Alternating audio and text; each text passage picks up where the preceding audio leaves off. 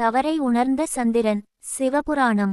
பிரம்மதேவர் சந்திரனிடம் நான் வழங்கிய சாபம் விலக வேண்டுமாயின் தாராதேவியை குருவுடன் இணைத்து வைக்க வேண்டும். குருவின் கனிந்த பார்வையால் மட்டுமே நான் இட்ட சாபம் விலகும் என்று கூறினார். எனவே சந்திரன் போரை நிறுத்திவிட்டு சிவபெருமானிடம் தான் செய்த தவறை மன்னிக்க வேண்டும் என வேண்டினார். தன் தவறை உணர்ந்த சந்திரனை சிவபெருமானும் மன்னித்தார். பின்னர் சந்திரன் தாராதேவிக்கு தகுந்த அறிவுரைகளை கூறி குருதேவருடன் இணைத்து வைத்தார். குருதேவரும் நடந்த அனைத்து விஷயங்களையும் மறந்த தாராதேவியை ஏற்றுக்கொண்டார். பின்னர் சந்திரனின் சாபம் நீங்க குருதேவரும் அருள் புரிந்தார். தாராதேவி கருவுற்றாள். தான் கருவுற்றதற்கு காரணம் சந்திரன் என தன் கணவரான குருதேவரிடம் கூறினார். பின் தாராதேவி ஒரு அழகான ஆண் குழந்தையை ஈன்றெடுத்தாள். அந்த குழந்தையை தாராதேவியுடன் வளர விரும்பாத குருதேவர் சந்திரனை அழைத்து அந்த குழந்தையை சந்திரனிடமே ஒப்படைத்தார். குழந்தையை பெற்றுக்கொண்ட சந்திரனும் தன் 27 தேவிமார்களையும் அழைத்து அந்த குழந்தையை தன் குழந்தை போல் வளர்க்கச் சொல்கிறார். பின்பு அந்த குழந்தைக்கு புதன் என பெயர் சூட்டினார். சந்திரன் கூறிய வார்த்தைகளை மதித்து 27 தேவிமார்களில் கார்த்திகை, ரோகிணி தேவிமார்கள் மட்டும் புதனை நன்றாக அன்புடன் வளர்த்தார்கள். இதில் கார்த்திகையை விட ரோகிணியே அதிக பாசத்துடன் புதனை வளர்த்தார்.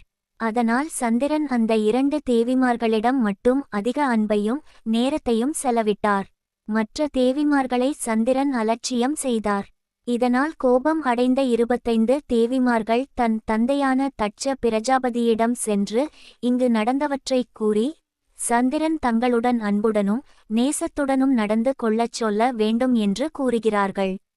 தன் மகள்கள் கூறியதைக் கேட்டு தட்ச பிரஜாபதி கோபம் கொண்டு சந்திரனை அழைத்து நடந்தவற்றை எதையும் கேட்காமல் தன் மகள்கள் கூறியதை கேட்டு சந்திரனுக்கு சாபமிட்டார். தன் மகள்களை கவர காரணமாக இருந்த கலைகள், அதாவது சந்திரனின் அழகு 15 நாட்களில் தேய்ந்து போகும் படி சாபமிடுகிறார்.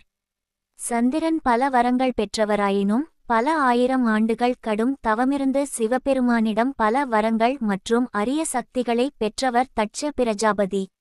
எனவே அவரின் சாபத்தை தடுத்து நிறுத்தும் சக்தி தனக்கில்லை என்பதை உணர்ந்தார் சந்திரன். சந்திரன் தேவேந்திரனிடம் நடந்த அனைத்து நிகழ்வுகள் மற்றும் தான் பெற்ற சாபத்தை பற்றியும் அந்த சாபத்தில் இருந்து நிவர்த்தி பெறுவதற்கான வழியை கூறுமாறும் வேண்டினார். எனவே தேவேந்திரன் சந்திரனின் பல தவறுகளை எடுத்துரைக்கிறார். நீ தேவையில்லாமல் பல தவறுகள் மற்றும் சாபங்களையும் பெற்றுவிட்டாய். குருபத்தினியான தாராதேவியால் சிவபெருமானை எதிர்த்தாய். அதை தடுக்க வந்த பிரம்மதேவரை அலட்சியம் செய்து அவரிடம் சாபம் பெற்றாய். பின் உன் பிறவியின் அவசியத்தை உணர்ந்த பிரம்மதேவரும் சாப விமோசனம் அளித்தார்.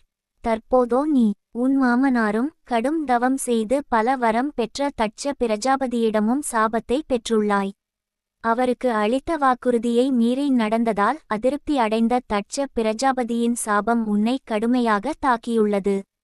இதுவரையில் படைப்பு கடவுளும் தட்ச பிரஜாபதியின் தந்தையான பிரம்மதேவரே உனக்கு பல உதவிகளை செய்துள்ளார். எனவே அவரை சரணடைவது தான் உனக்கு சரியாக இருக்கும் என தேவேந்திரன் சந்திரனிடம் கூறுகிறார். சந்திரனும் தேவேந்திரன் வழங்கிய ஆலோசனைப்படி பிரம்மதேவரை சந்திக்கச் செல்கிறார். பிரம்மதேவரை சந்தித்த சந்திரன் நடந்த அனைத்து விஷயங்களையும் கூறினார். சந்திரன் கூறியதை கேட்ட பிரம்மதேவர் நீ பெற்ற மகனை அன்புடன் வளர்க்க வேண்டும் என எண்ணியது சரியே.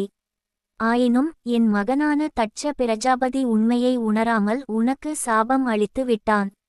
தட்ச பிரஜாபதி என் மகன்தான். ஆனாலும் அவன் கடும் தவம் புரிந்து பல வரங்களை பெற்று விட்டான்.